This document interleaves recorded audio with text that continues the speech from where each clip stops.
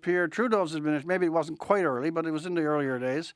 He made his famous comment about the backbenchers. He had two phrases. One was trained seals, and the other, 100 yards from Parliament, they were nobodies. I would say to anybody that occupies a corner office, whether they're the Prime Minister or Premier or the leader of one of the respective parties, there's a lot of control that's vested in that office, and there's actually control that is in unelected individuals who have a great deal of influence on members and, Okay. and how Are these unelected individuals, are these the kind of leading executive assistants or special assistants to prime ministers and to prominent ministers?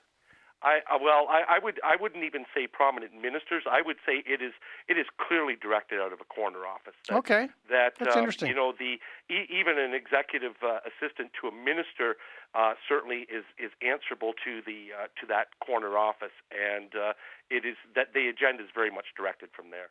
And is it again, because you're no longer a speaker, so we're safe on this? Is it the case that power having been concentrated either in premier's offices or in the office of the prime minister, that a lot of what goes on in the Commons is really a kind of theatre of things already settled and already decided? I think in many ways, every member, whether you're in government or in opposition, you're going to receive your speaking notes, and this is the message that you were expected to deliver. That's really bad. I haven't heard that. I knew of it, but I hadn't heard it said so straight that they receive their I cannot imagine in a parliament, as someone else pointed out, etymologically is the place where people talk, that you receive the things you will say from another person. Very much so. It is, it goes through a process as minister. Every minister walks into question period with their briefing binder that has your top 3 line items that you're expected to deliver the message on. And, I can tell you, even in debates, both in government and in opposition, many of your speeches are prepared for you, and this is what thou shalt read. Well, I spent 23 years in politics. I spent almost 12 years at the municipal level, including serving in St. Thomas as mayor. Mm-hmm. I spent 4 years in opposition, so that was a great experience. 4 years in government as Minister of Agriculture, Minister of Labor, and then my last 4 years as the Speaker of the Ontario Legislature. That's the one I got to see it from all 3 sides. Madam Speaker, I've spent 4 years here, and so it seems to me I have the right and I think the responsibility to say some things about this legislature and how it works or doesn't work. If the people of the province actually spent some of their time watching us here, they'd be appalled. And every one of us knows that.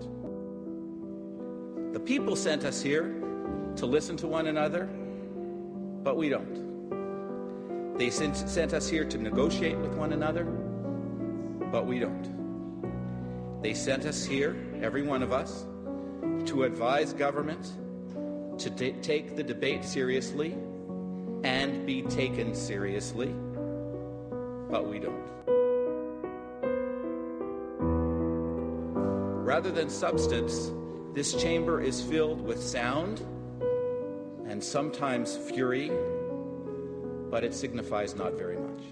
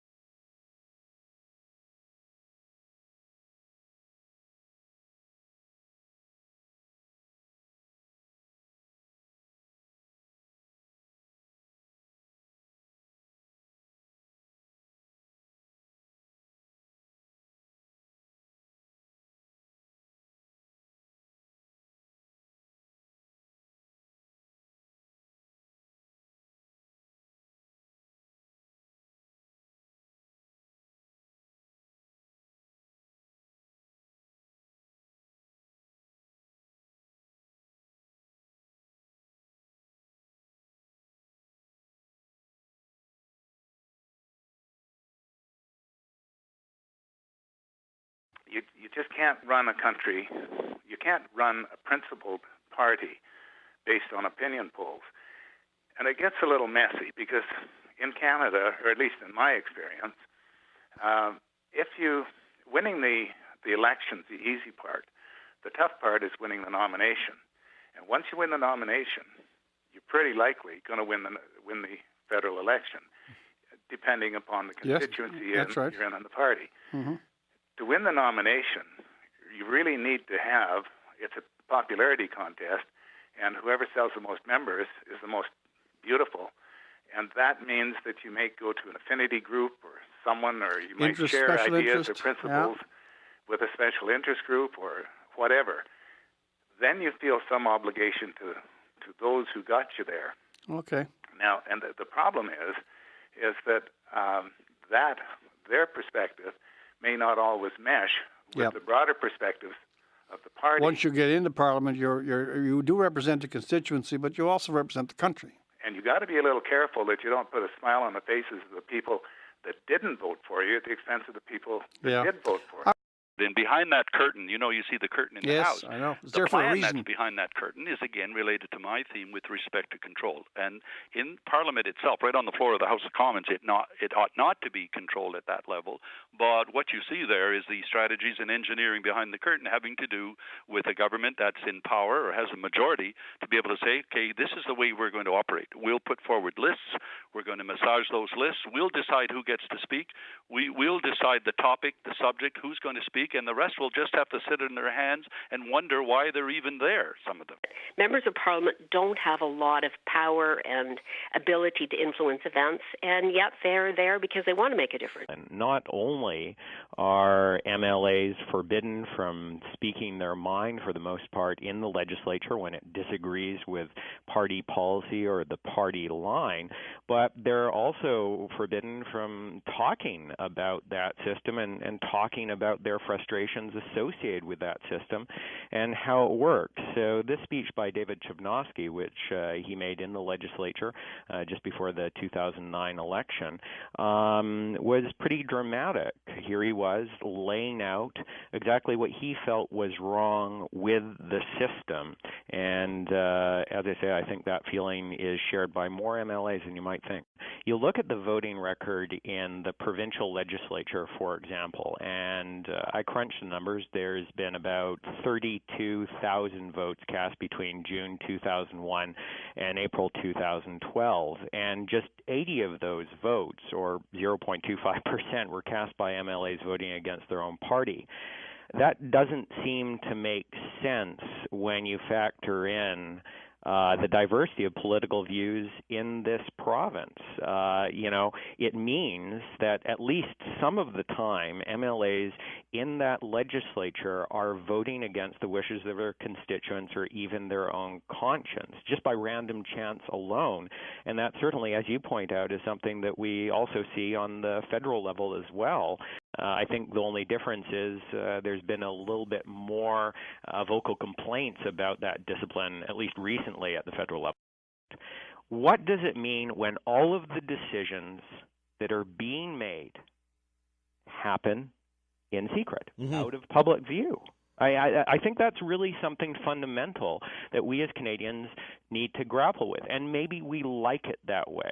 I mean, that's the other thing, too. The fact of the matter is that party discipline means that if you have a majority in the legislature or if you have a majority in Parliament, you are able to push your legislative agenda through no matter what. There is almost no risk that you're going to fail in the legislature or in Parliament when it comes to passing a piece of legislation. I do think, actually, when push comes to shove, at least some members of the public, at least some British Columbians, and at least some Canadians, like the system the way it is because there's a certain level of certainty in that. We often talk about the fact that the public in general doesn't seem to pay attention to political news except during an election time. But really, can you blame them? If Canadians realize, and I think they do, that MLAs, MPs don't really respond to what they say, what constituents say between elections, what is the point of paying attention to what's going on in politics? I think it must be extraordinarily frustrating for most British Columbians and Canadians to take a look at the political system and see that they really only have a say at election time unless they make such a big stink as happened during the HST.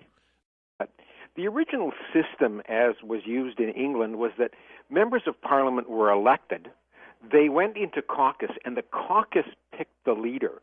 Now we seem to pick the leader and then run an election.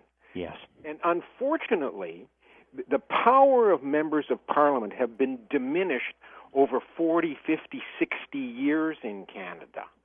I think one of the most unfortunate comments was that by the Prime Minister Pierre Elliott Trudeau, when he said members of Parliament are nobodies 10 feet off of Parliament Hill.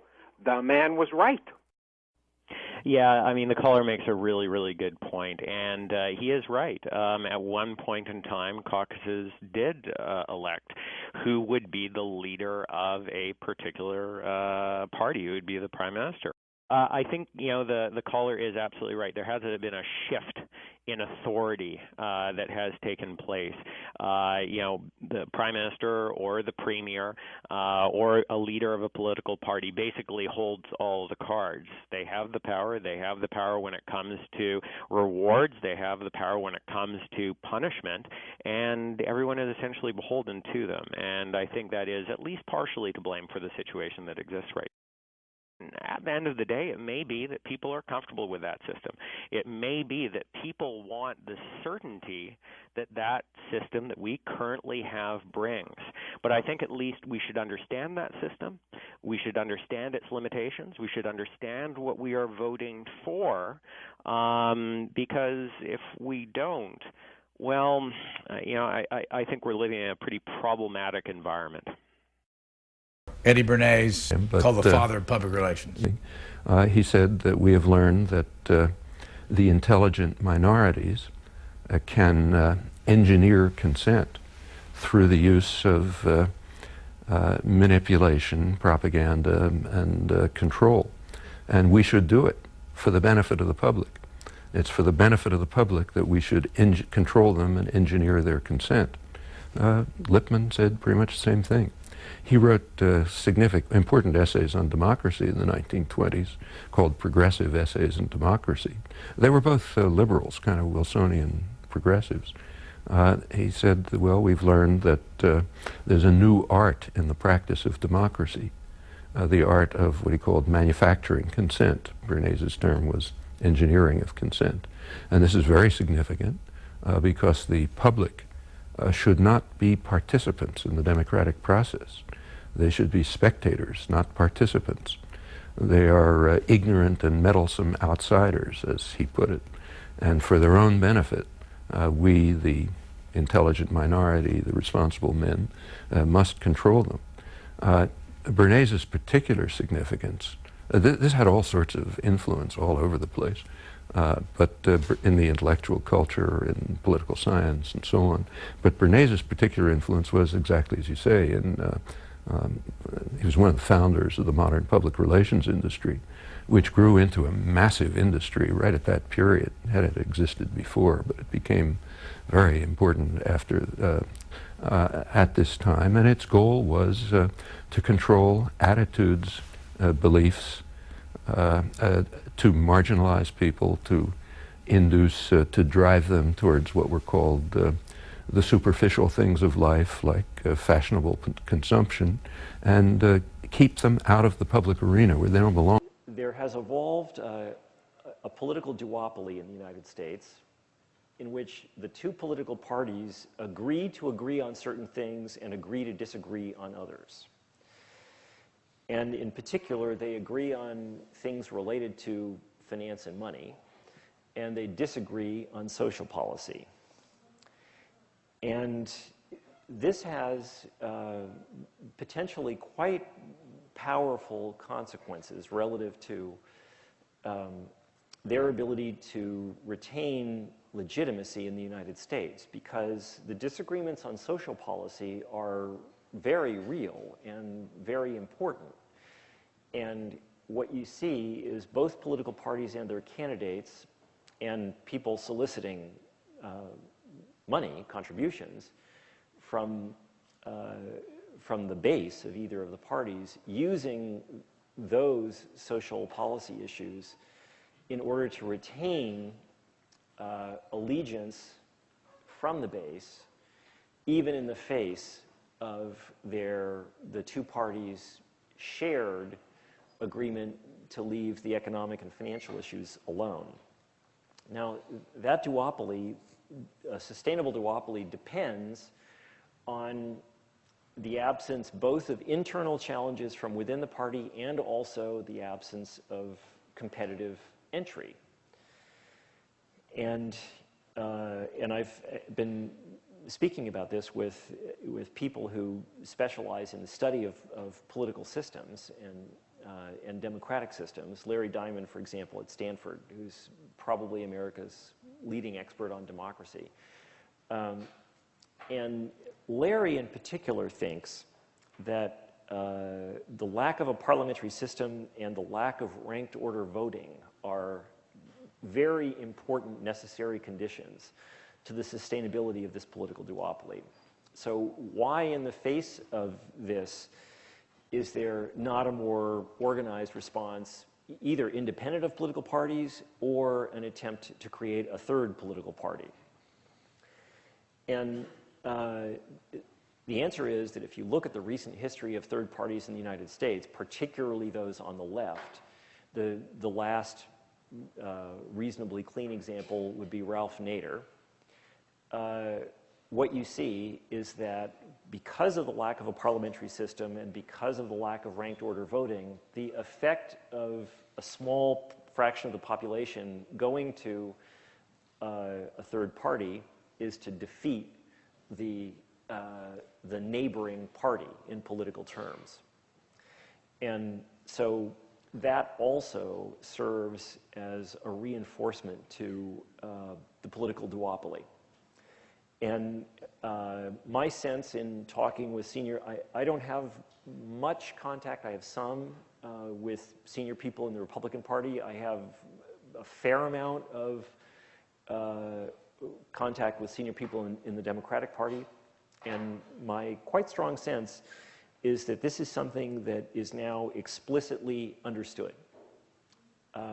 And I think that although it's removed at several levels from the immediate forces that affected the financial crisis and the deregulatory impulses and the lack of law enforcement that allowed the behavior that led to the crisis, I think that ultimately it's some kind of explanation like that you have to rely on. So with that, I will conclude.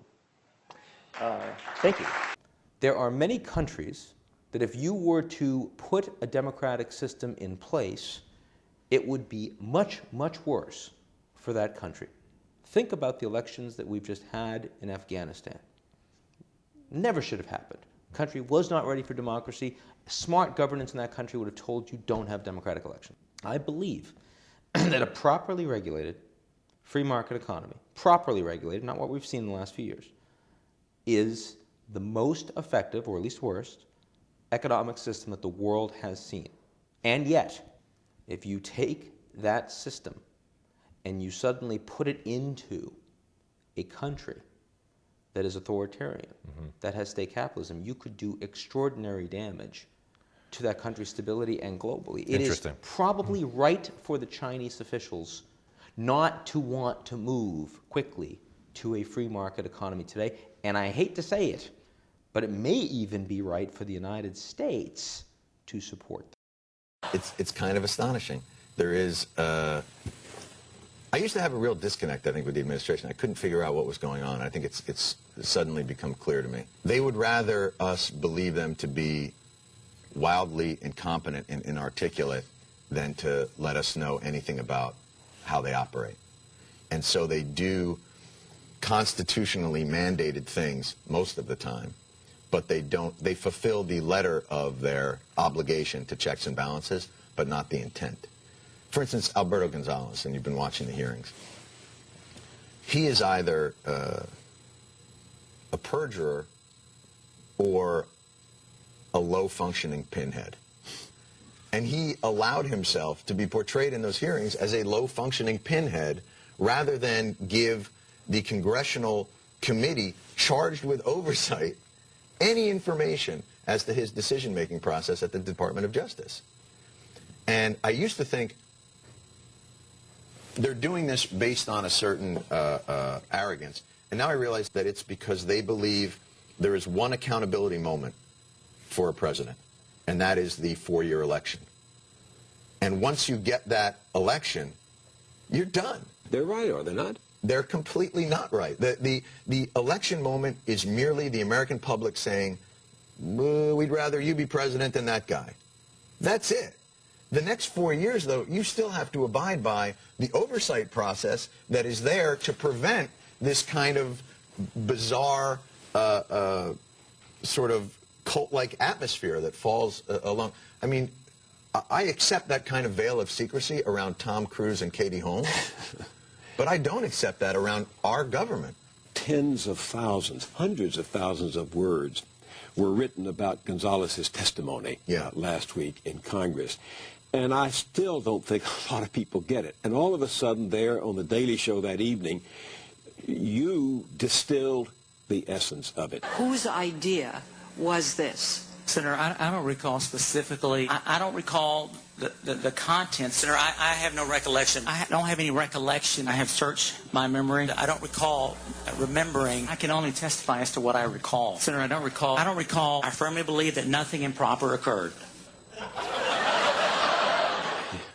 And by the way, that was all just that was a game, and he knew it, and the guys on the committee knew it, and for the president to come out after that and say, everything I saw there gave me more confidence in him, that solidified my notion that, oh, it's because what he expected of Gonzalez was, it's sort of like, you remember in Goodfellas when Henry Hill got arrested for the first time, and Robert De Niro met him at the courthouse, and Henry Hill was really upset because he thought Robert De Niro would be really mad at him.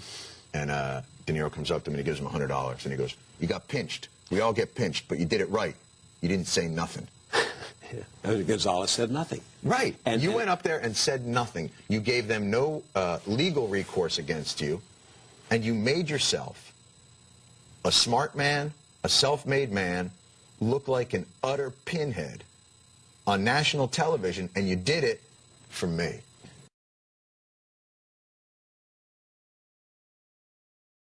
I was Assistant Secretary of Housing, so I was the lead regulator for the housing area. And, it's very interesting, Max, because I left Washington in 1998, and I kept saying to people, look, they're engineering a housing bubble. This is going to destroy the country. It's going to bankrupt the country. We're talking about a model which is not just fraud. It is the model. It's the plan. It's the governance model. It's the way things are. So there's the official reality that has law, as you and I were brought up to believe it. And then we have a system which believes it's above the law. I mean, I literally had the Secretary of HUD once say to me, look, I don't have to pay attention to the law. I don't have to obey the law. I report to a higher moral authority. So we have the planet run under a model that's operating under a different set of rules and laws that we believe the law to be.